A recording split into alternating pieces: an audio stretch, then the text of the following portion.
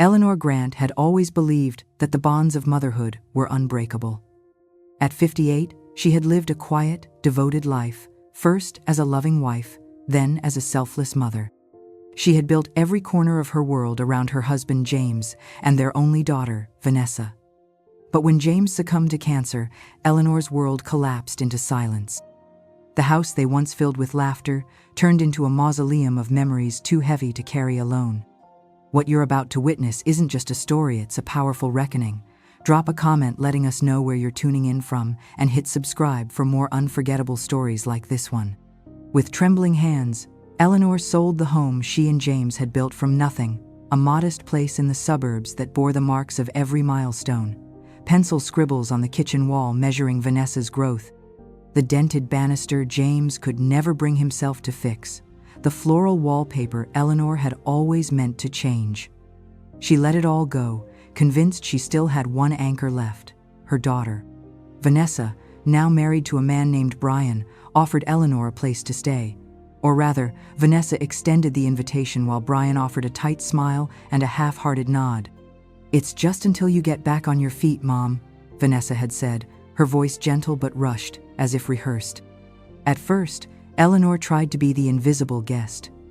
She kept to the small room tucked behind the laundry, rose early to brew coffee, and offered to cook dinners she once made by heart. She folded towels with corners, aligned and wiped countertops twice. She wanted to be useful. She wanted to belong. But in Brian's eyes, she was never more than an inconveniency and obligation wearing soft slippers. His annoyance wasn't loud at first. It came in sighs, in changed channels, in conversations abruptly ended when she entered the room.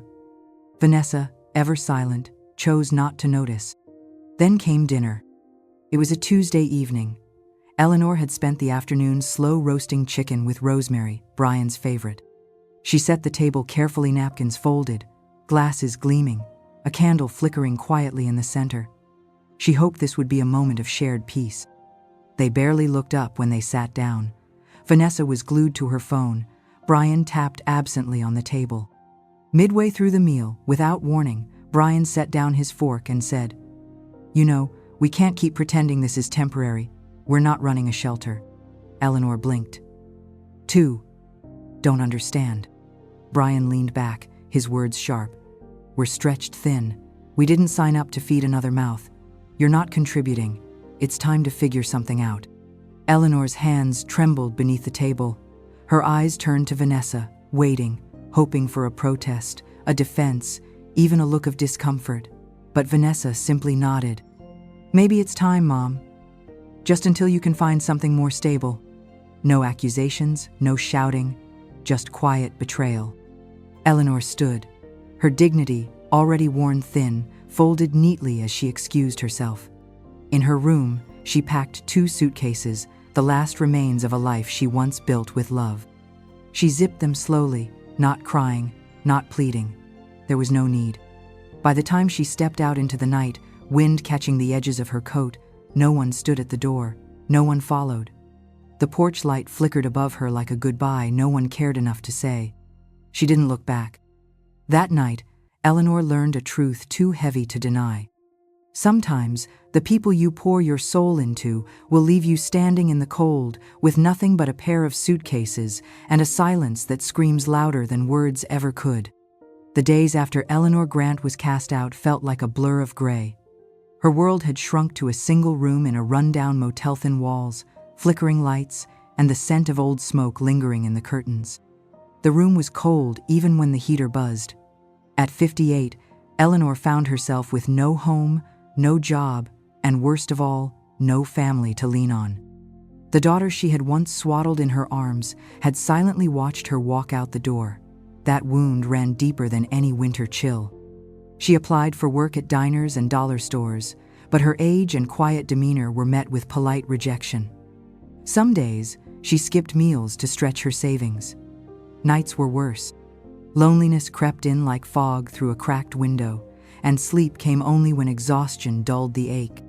One evening, desperate for a sense of grounding, Eleanor rummaged through a worn box of keepsakes she had managed to take with her. Old letters, faded photographs, and at the very bottom her mother's diary. Bound in cracked leather, the diary smelled of lavender and dust. Eleanor hadn't touched it in years, not since her mother passed. But something compelled her to open it. The entries began with ordinary thoughts recipes, local gossip, notes about the garden. But as she flipped further, Eleanor found her mother's voice shifting, growing raw and confessional. One entry, dated June 1972, made her breath hitch. "He came again today, said he wished things were different, that he could claim us. But he has a name to protect, a legacy to maintain. Eleanor must never know. She's his daughter, but the world can never find out. I only pray she'll understand someday." Eleanor's hands trembled. She flipped page after page, finding initials HSS. Scrawled in the margins, references to secret meetings, and hints of financial arrangements. Then, one name appeared like lightning across a dark sky: Harold Sterling, a Texas oil magnate, a man whose photo she'd seen 100 times in news clippings and museum exhibits. She read faster now, devouring every sentence. "I told Harold I didn't want his money. But he insisted, said if anything happened to him, Mr. Goldstein would know what to do. It's not official, not in a will, but he promised. Eleanor would be taken care of. Mr. Goldstein." It took Eleanor 2 days to track him down, using the motel's clunky computer in the lobby. Leonard Goldstein, retired estate attorney, still listed with a small firm in Houston. With trembling hands, Eleanor wrote him a letter. Not an email, a handwritten letter, as if trying to match the gravity of the one her mother had once received. She explained everything she had found and asked, simply, if there was truth to it. 2 weeks later, she received a reply, a phone call. "I was wondering when you'd find me," Mr. Goldstein said, his voice laced with gentle recognition. "Yes, there is something for you. Something your mother protected fiercely, even when she couldn't say it aloud." Eleanor took a bus to Houston, her suitcase half-packed in case it was all some mistake. But when she entered Goldstein's quiet office and saw the envelope sealed and yellowed with Aegis, he knew it was real. Inside, a letter from Harold Sterling himself. It began, "To my daughter Eleanor, whom I could never claim in life, but whom I now acknowledge in death." Along with the letter came deeds, bank accounts, investments, a portfolio worth over $1 million. Not just wealth, but recognition. Proof that she was never a burden, she was chosen. For the first time in years, Eleanor didn't feel invisible. She felt seen.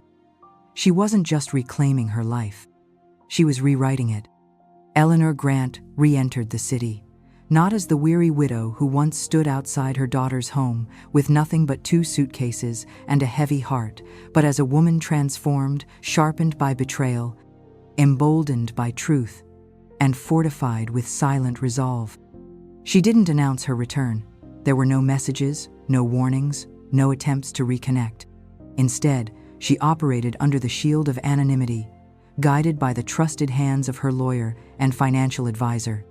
A new identity had been quietly crafted, EG Holdings, a small, unassuming company that existed on paper but moved with precision in the world of real estate. It was through this company that Eleanor made her first calculated move, purchasing a distressed apartment complex on the east side of the city. She recognized it instantly. The cracked walkway, the rusted mailbox slots, the faded number above the entrance door.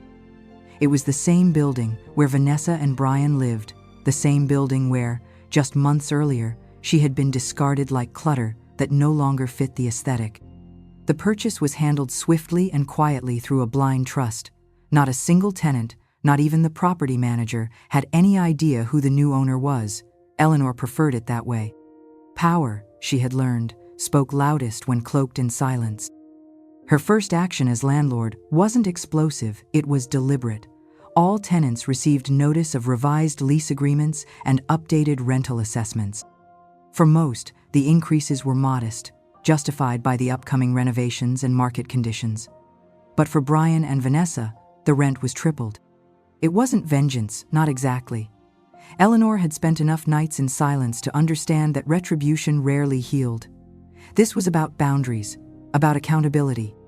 about letting those who had once claimed the moral high ground feel, for the first time, the weight of their own actions. The ripple effect was almost immediate. Vanessa's social media posts, once filled with brunch photos and curated smiles, grew sparse and vague. Brian, known for his smug confidence and overinflated opinions, began showing signs of strain.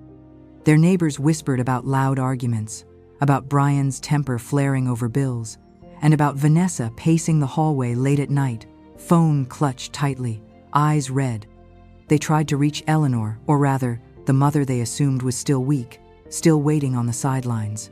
Vanessa sent a message, then another, each one more desperate, more confused. "Are you okay, Mom? Please call me. I need to talk." Eleanor read them, one by one, but she didn't respond.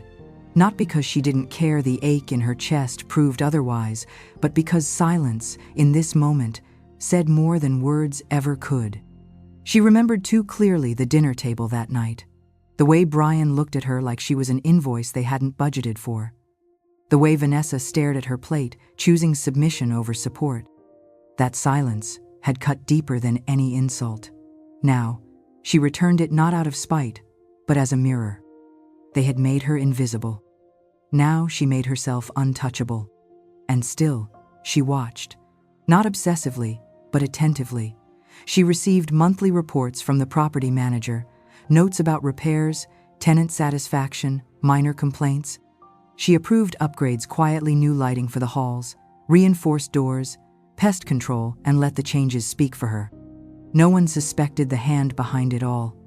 No one saw the woman who once begged for a place at the table, now owning the table, the room, and the roof above it. And in that quiet, Eleanor made her first move. The board was set, the pieces in motion. She wouldn't raise her voice. She didn't need to. She had time. And time, she now knew, was a powerful ally in the game of quiet justice. The notice had gone out a week prior, an invitation to a tenants' meeting regarding major renovations and policy updates. It seemed like a routine administrative gathering, but for Eleanor Grant, this was the moment she had quietly orchestrated for months. She arrived early, dressed in a slate gray suit that exuded quiet authority, her silver hair swept into a low chignon. She no longer resembled the weary woman who once stood on the sidewalk with 2 suitcases and no one to call. The room gradually filled with residents, some curious, others annoyed, and a few simply indifferent. Among them were Vanessa and Brian, who slipped in near the back, unaware of the storm brewing just ahead. Brian appeared irritated by having to attend, while Vanessa clutched her handbag tightly, eyes dull from stress. The building manager opened the meeting with standard updates: repairs scheduled, improved security systems, beautification efforts funded in part by adjusted rents. Murmurs rippled through the room as he paused to deliver a final announcement. "We'd like to take a moment to acknowledge the building's new ownership. EG Holdings has not only invested in the restoration of this property, but has also committed to a long-term vision for community integrity and safety. The owner is present today, should anyone have questions." And then, Eleanor rose. She stood slowly, every movement deliberate, and stepped toward the front of the room. Conversations faded. Eyes turned. A hush fell over the group. Vanessa's jaw slackened. Brian's face contorted in confusion, then disbelief. Eleanor faced them calmly, voice even. "Good evening. My name is Eleanor Grant. I am the owner of this building." The silence was so heavy it echoed. Brian stood abruptly, his chair scraping back across the floor. "You? What kind of sick joke is this?" "It's not a joke," Eleanor replied softly. "It's business." Brian scoffed. "You planned this lead, manipulated everything. You're just trying to ruin us." Eleanor's expression remained calm. "No, Brian, I haven't ruined anything. I simply reclaimed what was mine, dignity. What you're experiencing now is called consequence." He clenched his fists, looking for backup. "Vanessa, say something." But Vanessa didn't move. Her eyes were locked on Eleanor, her lips parted but speechless. There was no denial left, no defense to offer. She had seen the rent notices. She had felt the coldness of silence. And now she was staring into the face of the woman they once cast aside as disposable. "I gave you a home once," Eleanor said, voice unwavering. "You turned it into a battleground. I left with nothing and rebuilt everything, quietly, legally. I owe you no explanation, but I offer this moment of clarity. I didn't push you down. You stepped over me." Whispers spread through the room.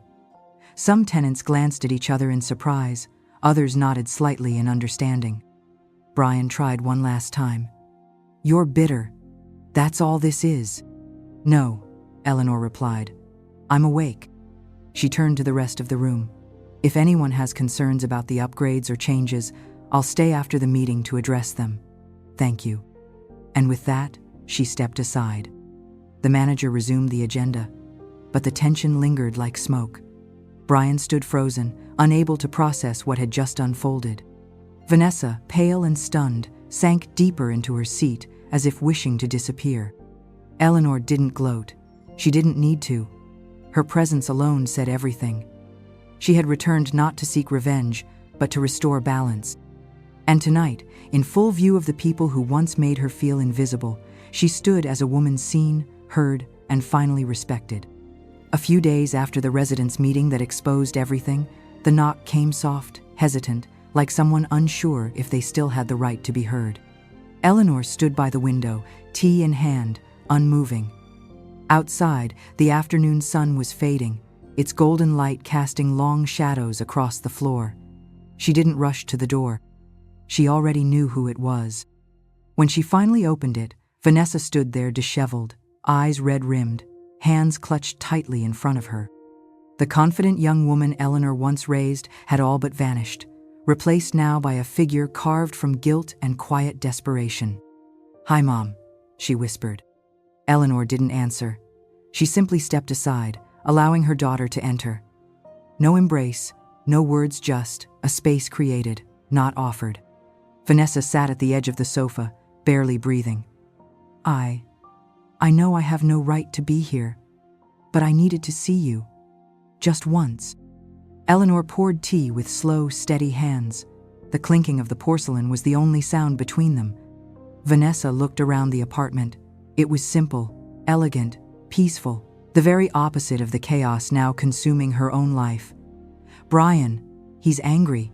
Not just about the rent, about everything. He's always been like that, but I didn't want to see it.